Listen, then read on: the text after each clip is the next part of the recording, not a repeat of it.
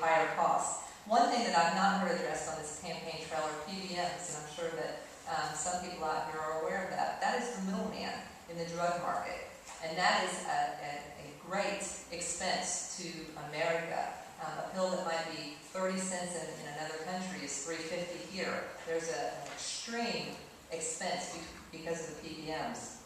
And one of the last things that I would address is the fraud and abuse of Medicare and Medicaid. And so many people who are on disability who actually are not disabled and different things. I think that we need to do some fraud and abuse monitoring of the systems. Thank you.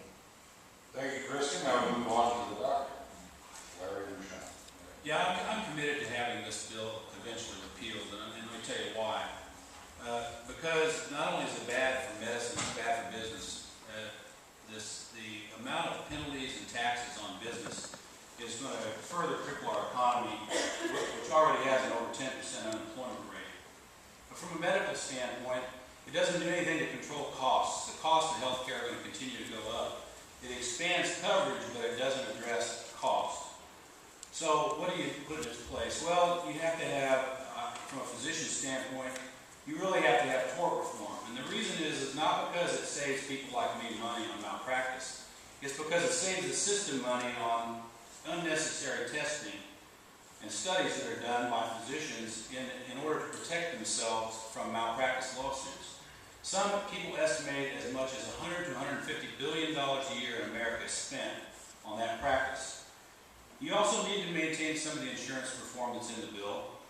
We clearly need to be able to get insurance coverage across state lines. I mean, you can get auto insurance on the internet. You should be able to do that with health insurance. It'll make things more competitive, drive down the cost, and it'll also it will protect patients because patients won't have to continue to pay really high premiums because they're limited to plans in their area. You need to expand health savings accounts, and we need to allow small businesses across the country to pool their employees together so that they can compete like a larger company would be for the lower cost health insurance. These are just a few of the ideas that I have, but eventually we do have to repeal this bill. It's bad for America. Thank you. Thank you, Larry.